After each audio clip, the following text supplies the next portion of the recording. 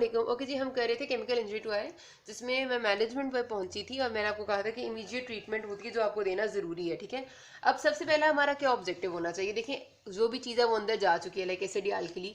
सबसे पहला हमारा काम ये कि हम कोशिश करें कि उसके इफेक्ट को जो अंदर गई हुई है वो उसको हम मिनिमाइज करें, ताकि वो मजीद याद बढ़े ना, या आगे ना जाए, या फिर मजीद वो डैमेज ना करे। उसके लिए हम सबसे पहला काम ये करते हैं कि हम कोपियस अमाउंट में, बहुत ज़्यादा अमाउंट में इरिगेशन ऑफ आई स्टार्ट कर देते हैं। लाइक नॉर्मल सलाइन या पानी जो भी अवेलेबल होता है उससे हम आई को अच्छी तरह इरिगेट करते हैं, ताकि उसका पीएच नॉर्मलाइज हो। सपोज हमारा पेशेंट ही हमारे पास जो है वो हमें उसे भी नहीं पता कि या वो एसिड था वो अल्कली था, तो हम ये सोचते रहे कि भाई अगर एसिड है तो हम अल्कली दें ताकि पीएच सही हो, या फिर अल्कली है तो एसिड दें। ये सोचने से पहले आपके पहला काम ये करना है कि आप उसको बहुत ज़्यादा सिर्फ नॉर्मल सलाइन से इरिगेट करें, ताकि उसका जो इफेक्ट है, जो उसका कांटेक्ट हो रहा है, जो भी एसिड अल्कली आई के अंदर गया, उसका जो कांटेक्ट है हमारे आई के स्ट्रक्चर से, वो मिनिमाइज हो जाए, ताकि पीएच नॉर्मल हो। ठीक है, पहला काम तो आपने ये करना है। फिर उसके बाद आपने पेशेंट को देना टॉपिकल एनेस्थीसिया, और अगर आपको पता चल जाए तो बेस्ट है कि एक आंख में गया क्या है। अगर नहीं भी गया तो मैंने आपको बताया टॉपिकल एनेस्थीसिया देके उसके बाद आपने 15 से 20 मिनट तक अच्छी तरह मैंने बताया आई को इरिगेट करना है। फिर अगर पता चल जाए तो बेस्ट है। अगर एसिड आपकी आंख में गया हुआ है तो आपने वीक बेस डाल देनी है कोई भी, ताकि न्यूट्रलाइज हो जाए। और अगर बेस गई हुई है तो आपने वीक एसिड। अब वीक के लफ्ज को ना आपने याद रखना है। आपके एमसीक्यू आता होता है तो वो कहते हैं कि एक पेशेंट पूरा सिनेरियो लंबा चौड़ा बना के देते हैं एमसीक्यू में, उसके बाद वो लिख देते हैं कि पेशेंट की आंख में, मतलब उसमें बात ये होती है कि एसिड था। ठीक है, अब एसिड में आप उसको क्या एंटीडोट देंगे, फिर एंटीडोट में से वो बेसिस लिखते हैं तो वो उसमें आपकी पोटेशियम हाइड्रोक्साइड लिखते हैं, सोडियम हाइड्रोक्साइड लिखते हैं, लिक्विड अमोनिया लिखते हैं, और आखिरी में आपकी ऑप्शन होती है सोडियम बाइकार्बोनेट की। तो आपने याद रखना है कि उसमें से आपने वीक बेस जो आपकी सोडियम बाइकार्बोनेट है उसको चूज करना है। ये नाम आपके जहन में होने चाहिए। ठीक है, sodium bicarbonate is a weak base. अगर आप स्ट्रॉन्ग बेस देंगे तो आप मजीद डैमेज करने का खतरा बढ़ा रहे हैं। ठीक है, तो आपकी सोडियम हाइड्रोक्साइड, पोटेशियम हाइड्रोक्साइड और जो लिक्विड अमोनिया, वो सारी स्ट्रॉन्ग बेसिस है, वो नहीं देनी। तो ये एमसीक्यू आता होता है। ठीक है, इसी तरह एसिड का भी आ सकता है, तो आपने याद रखनी है। तो आपने क्या किया, पहले इरिगेशन कर दी सलाइन से, फिर आपने पीएच को नॉर्मलाइज किया। उसके बाद आपने करना है कि जो कोई मैटर अंदर अगर कोई गया हुआ है, कोई पार्टिकुलेट मैटर है, कोई किसी किस्म का कोई गंद वाला आंख में गया हुआ है, तो आपने फौरी तौर पे उसको रिमूव करना है। आईलिड को आपने इवर्ट करना है। ठीक है, आईलेट को जब आप इवर्ट करेंगे तो उसमें से आपको पता है कि हमारे पास आईलेट में से फॉर्निशियल कंजक्टिवा, फॉर्निक्स वाला एरिया होता है। मैंने आपको कई बार बताया हुआ, ये आईलेट का अंदर का मार्जिन होता है, ये आईबॉल है, और यहाँ पर फॉर्निक्स है। तो आपने इस इधर कोई चीज़ इकट्ठी ना हुई हो, कोई गंद बला, इधर से आपने स्पेशली कुछ भी हो उसे रिमूव करना है। उसके बाद जो टिश्यू डेड हो चुका है अंदर, डीवाइटलाइज टिश्यू है, उसको आपने रिमूव करना है। ठीक है, ये होती है आपकी इमीडिएट ट्रीटमेंट। उसके बाद आप देखते हैं कि किस कदर डैमेज हुआ है, और ग्रेडिंग करते हैं आप उसकी, कि मतलब आपको अंदाज़ा लगाते हैं कि कौन से ग्रेड का डैमेज हो चुका है। ग्रेडिंग मैं आपको बताती हूँ। ओके गाइस, ग्रेडिंग हमने करनी है। जो उसका सिस्टम है, रॉपर हॉल सिस्टम ऑफ ग्रेडिंग के अकॉर्डिंगली 4 ग्रेड में हम इसे डिवाइड करते हैं, डिपेंडिंग अपॉन के कॉर्निया और लिम्बस की कैसी कंडीशन है। ठीक है, लिम्बस से मुराद ये है कि जो आसपास की वेसल्स हैं, लाइक स्क्लेरा या फिर लिम्बस में जो वेसल्स होती हैं, क्योंकि लिम्बस में तो थोड़ी बहुत होती हैं, उनमें वेसल्स की क्या हालत है, और कॉर्निया की क्या हिसाब किताब है। ग्रेड 1 तब हम कहते हैं अगर हमारा कॉर्निया बिल्कुल क्लियर हो, सिर्फ थोड़ा बहुत एपिथेलियम में डैमेज हो, लाइक कोई खास डैमेज नहीं हुआ आंख को, कॉर्निया बिल्कुल क्लियर है, एपिथेलियम हल्का फुल्का डैमेज है लेकिन क्लियर कॉर्निया है। और जो लिम्बस है उसमें भी वेसल्स आपको नजर आ रही है, कोई इस्कीमिया, कोई एब्सेंस ऑफ वेसल्स नहीं है। ठीक है, लिम्बस भी नॉर्मल है। तो ये ग्रेड 1 होता है।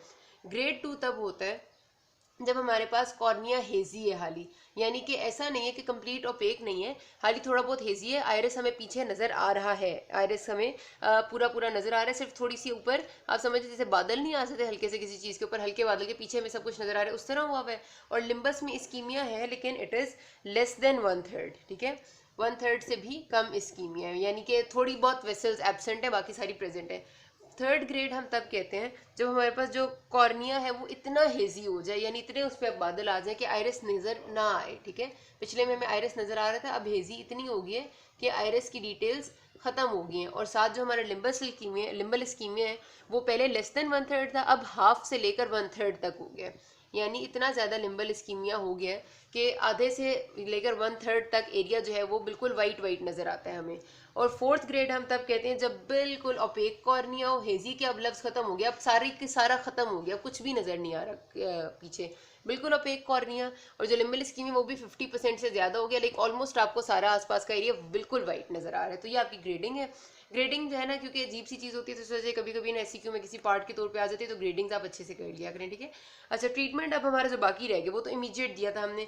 बाकी मेडिकल ट्रीटमेंट में आपने वही जो हम चीज़ें करते हैं कि टॉपिकल इन्फेक्शन ना हो, तो इसलिए वजह से एंटीबायोटिक दे देनी है, साथ आपने स्टीरॉइड्स देने हैं जो एंटी इन्फ्लेमेटरी होते हैं हमारे, साथ आपने साइक्लोप्लीजिक एट्रोपिन देनी है, ताकि इसका ज़रूरी इसलिए होता है कि स्पैज्म ना हो ना। साइक्लोप्लीजिया जो है वो आपका स्पैज्म से प्रिवेंट करता है, और अगर स्पैज्म हो जाएगा तो आपका आइरिस पीछे लेंस से जाके चिपक सकता है, या फिर आइरिस आगे कॉर्निया से आगे चिपक सकता है। तो इंटीरियर या पोस्टीरियर साइनिकी, मैंने आपको दोनों टर्म्स बताई थी। अगर आइरिस पीछे लेंस से चिपकेगा तो पोस्टीरियर साइनिकी, और अगर आइरिस जाके आगे कॉर्निया से चिपकेगा तो इंटीरियर साइनिकी हो जाते हैं। तो उसको प्रिवेंट करने के लिए हम साइक्लोप्लीजिक देते हैं।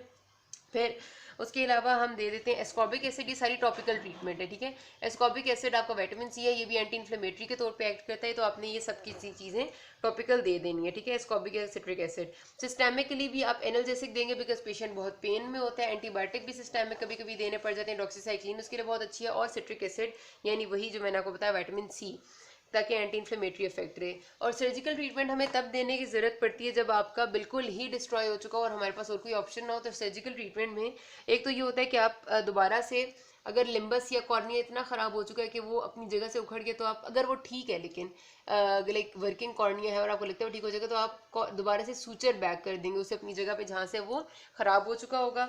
उसके अलावा दूसरा हो सकता है हमारे पास कि अगर लिम्बस के स्टेम सेल्स चले गए हैं और हमारे पास अंदर की तरफ वेसल्स बढ़ रही हैं, तो हम किसी हेल्दी जो है लिम्बल स्टेम सेल्स लें और उनको यहाँ पर ट्रांसप्लांट करें, ताकि दोबारा से कॉर्निया जो है वो ग्रो कर जाए। अगर ये भी नहीं हो सकता तो फिर हमारे पास अगली ऑप्शन होती है कि हम एमनियोटिक मेम्ब्रेन का ग्राफ्ट लगाए। मैंने आपको बताया था कि एमनियोटिक मेम्ब्रेन के ग्राफ्ट में फ़ायदा ये होता है कि उसमें बहुत ज़्यादा स्टेम सेल्स होते हैं विद गुड न्यूट्रिशन, तो वो अच्छी ग्रो कर जाएगी, कॉर्निया की ग्रोथ हो जाएगी, ठीक है। ये सब कुछ हम इसलिए करें ताकि कॉर्निया दोबारा से ग्रो कर जाए।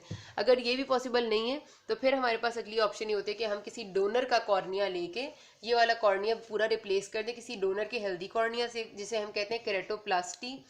और आखिरी में अगर हमारे पास केरेटोप्लास्टी भी सक्सेसफुल नहीं होती, यानी डोनर का कॉर्निया रिसीव करो तो वो भी रिजेक्ट हो जाए, तो उसके बाद हमें फिर करना पड़ता है कि एक उसका कॉर्निया निकाल के पेशेंट का, और आप एक नकली कॉर्निया जो है वो आर्टिफिशियली मेड कॉर्निया वो वहाँ पर इंसर्ट कर दें, इसे हम केरेटोप्रोस्थेसिस कहते हैं। तो ये सारे हो सकते हैं। और इसके बाद ज़ाहिर कॉम्प्लिकेशंस तो हो सकती हैं कि आपका कॉर्निया अगर परफोरेट कर गया, अल्सर बन गया, कोई इन्फेक्शन हो गया, ग्लोकोमा हो सकता है, ये सारी की सारी